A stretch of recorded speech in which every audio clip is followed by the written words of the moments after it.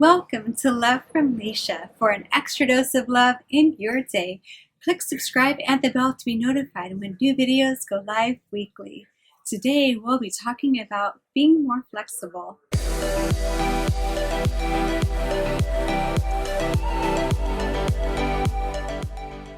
Life is unpredictable. Things happen that are outside of our control.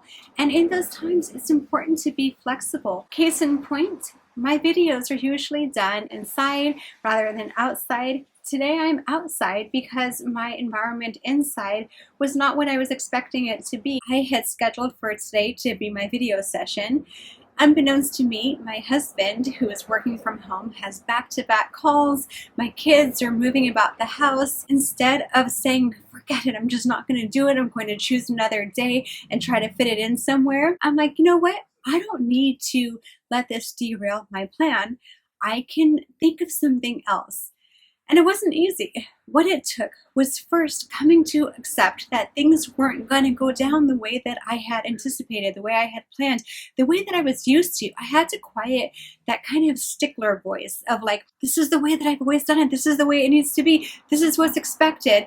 And just surrender to, I don't have that option if I'm going to do the video today. So I chose to instead open my mind, let go of any of those expectations, and let my mind wander into the curiosity of, okay, if this isn't going to work, what else could work? And that curiosity is key, as well as compassion with oneself and with the situation in coming to a point of acceptance.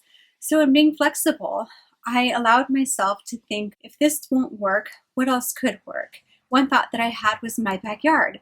But it was too sunny, it was going to be too bright back there, and so then another disappointment. And I thought, this is unfortunate because that's where I was going to do it, with a nice green verdant background. So then I thought, okay, well, what other options? And I just let myself explore openly, curiously, and I arrived at this. Now, is it perfect?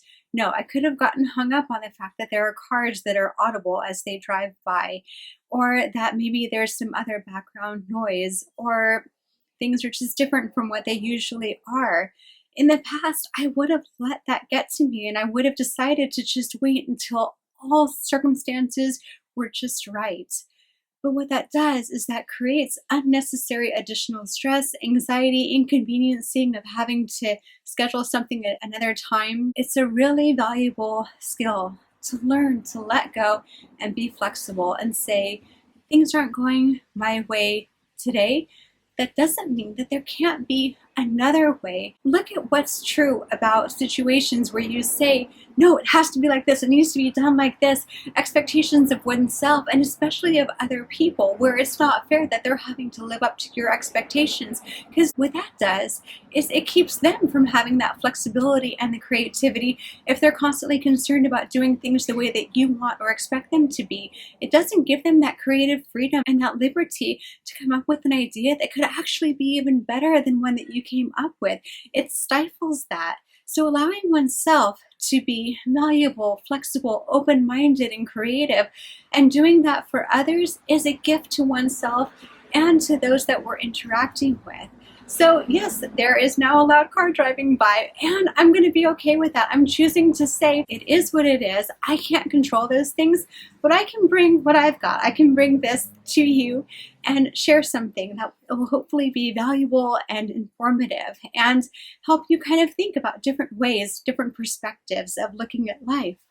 So what is it for you? What are some things that you tend to be a bit of a stickler about where it's hard to be flexible?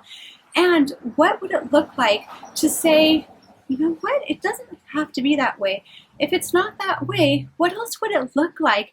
And just get curious, remain completely detached, and let your mind go into other possibilities, other options, and be engaged and interested, almost like an adventure of like, oh, what's going to come out of this? What's going to come up? What new novel ideas, different perspectives will come about? I'd love for you to share in the comments about your experience and what happens as a result. And if you like this video, please click like, share, subscribe, click the bell to be notified of upcoming episodes. And for more about me, my website is coachlisha.com. Until next time, with more love from Lisha. Bye!